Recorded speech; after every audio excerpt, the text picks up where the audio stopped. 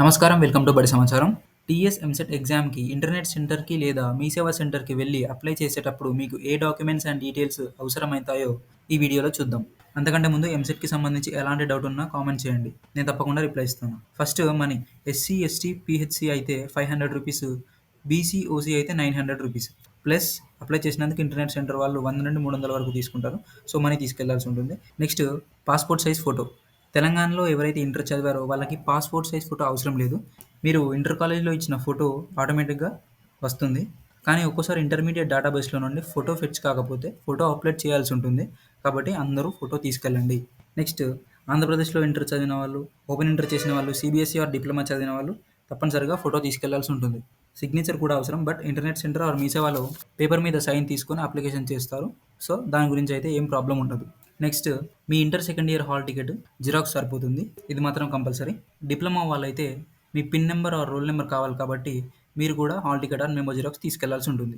Next మీ 10th class memo xerox దాంట్లో నుండి మీ hall ticket number, date of birth and parents name వాళ్ళు తీసుకుంటారు కాబట్టి 10th క్లాస్ మెమో జిరాక్స్ అనేది కంపల్సరీగా ఉండాలి. 6th నుండి ఇంటర్ వరకు బోనఫైడ్ స్టడీ సర్టిఫికేట్ జిరాక్స్లు ఉంటే తీసుకెళ్ళండి. లేదంటే మీరు ఏ క్లాస్ ఏ డిస్ట్రిక్ట్‌లో చదివారో మీకు తెలిసుండాలి. Next income and caste certificate ఇప్పుడు నాట్ మ్యాండేటరీ, అవసరం లేదు ఇప్పుడు. ఇంటర్నెట్ సెంటర్ వాళ్ళకి మీరు ఏ క్యాస్టో చెప్తే సరిపోతుంది.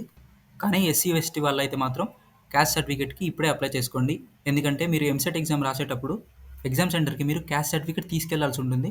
కాబట్టి క్యాస్ట్ సర్టిఫికేట్ లేని వాళ్ళు ఎస్సీ, ఎస్టీ వాళ్ళు అప్లై చేసుకోండి. నెక్స్ట్ ఓసీ వాళ్ళకి వాళ్ళు economical weaker section EWS category కిందకి వస్తారా లేదా అని తెలిసుండాలి.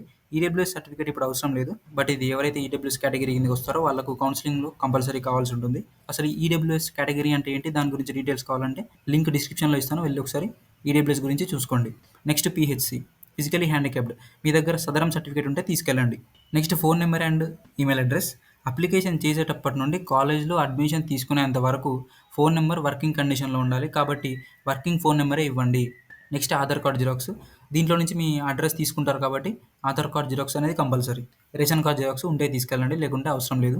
ఒకసారి మళ్ళీ కంపల్సరీ డాక్యుమెంట్స్ అండ్ డీటెయిల్స్ చూసుకున్నట్టయితే inter second year hall ticket, passport size photo, SSC memo xerox and Aadhaar card xerox. Bonafide study certificates యొక్క జిరాక్స్ ఉంటే తీసుకెళ్ళండి. లేదంటే మీరు ఏ క్లాస్ ఏ డిస్ట్రిక్ట్‌లో చదివారో మీకు తెలిసుండాలి.